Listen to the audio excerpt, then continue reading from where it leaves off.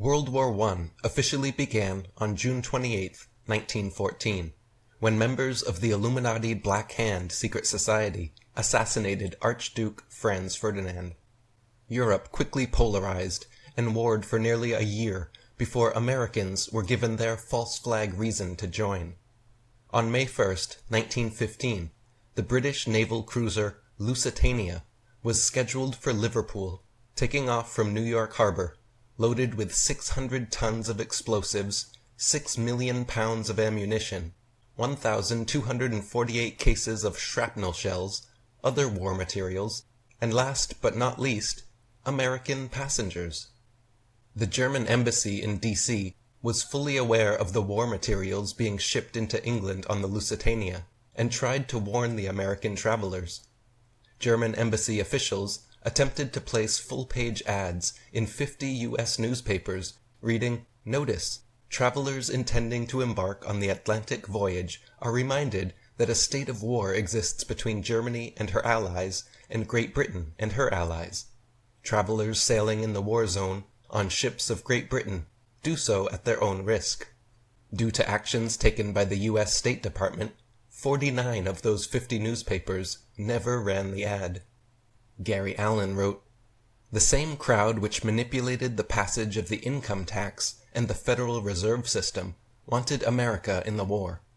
J.P. Morgan, John D. Rockefeller, Colonel House, Jacob Schiff, Paul Warburg, and the rest of the Jekyll Island conspirators were all deeply involved in getting us involved. Many of these financiers had loaned England large sums of money. In fact, J.P. Morgan and Company served as British financial agents in this country during World War I. The German government took out large ads in all the New York papers, warning potential passengers that the ship was carrying munitions and telling them not to cross the Atlantic on it. Yet the sinking of the Lusitania was used by clever propagandists to portray the Germans as inhuman slaughterers of innocents. Submarine warfare was manufactured into a cause célèbre to push us into war. Midday, May 7th, off the coast of Ireland, the Lusitania was ordered to reduce speed, and Juno, its British military escort vessel, was ordered to withdraw. Committee of 300, 33rd degree Freemason, and Lord of the Admiralty, Winston Churchill, knew German U-boats were in the vicinity, and purposely called off Juno, leaving the Lusitania a sitting duck. Jim Marrs wrote, "British commander Joseph Kenworthy, on duty when the ship was sunk, later revealed that her military escort was withdrawn at the last minute, and her captain ordered to enter at reduced speed an area where a German U-boat was known to be operating. It is clear why Germany attacked this ship, and Britain would have done the same if U.S. munitions were being shipped to Germany. The Germans, whose torpedo struck the liner, were the unwitting accomplices, or victims, of a plot probably concocted by Winston Churchill." Fritz Springmeier wrote, "The Lusitania was a ploy. It was packed with some Morgan-owned ammunition, had been given over to England as a member of the Navy, and despite the warnings of the Germans, was sent into a naval war zone, specifically to be a target, the catalyst for America's entrance into the war. Churchill ordered the Lusitania's naval escort to return to port, and the fated ship was left unprotected to be sunk. Rothschild agent Colonel House probably knew of this plot. Records point to a discussion of it between him and Sir Edward Grey of England. Historian Colin Simpson called the sinking of the Lusitania, quote, "the foulest act of willful murder ever committed on the seas." Churchill's fellow Committee of 300 member, CFR founder, and Rothschild agent Colonel Mandell House was also President Wilson's top political advisor. Wilson said, "Mr. House is my second personality. He is my independent self. His thoughts and mine are one. If I were in his place, I would just do as he suggested." This is a man who has also been called the Henry Kissinger of his day.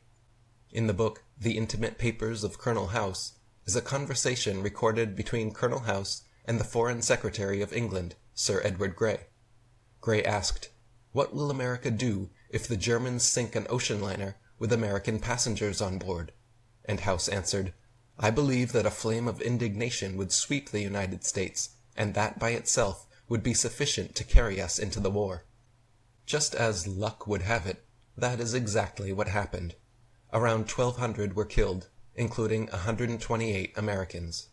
This act set off a firestorm of anti-German feeling throughout the United States, fanned by the Rockefeller-Morgan-dominated press.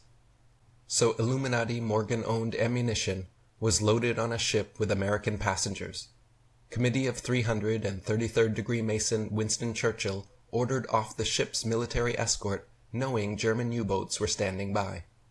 Then the Rockefeller-Morgan-dominated U.S. press helped stir anti-German sentiment until the people were sufficiently propagandized to enter the war.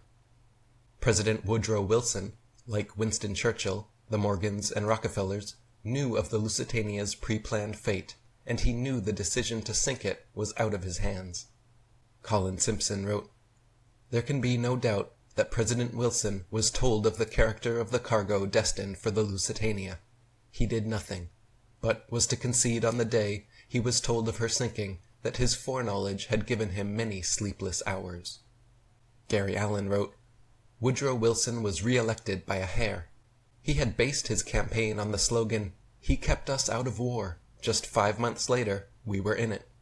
The same crowd which manipulated the passage of the income tax and the Federal Reserve System wanted America in the war.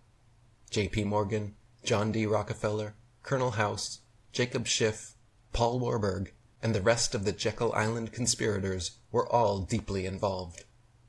World War I was a financial bonanza for the international bankers, but it was a catastrophe of such magnitude for the United States that few even today grasp its importance.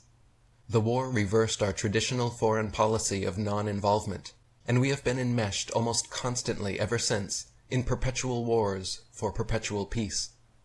Winston Churchill once observed that all nations would have been better off had the U.S. minded its own business.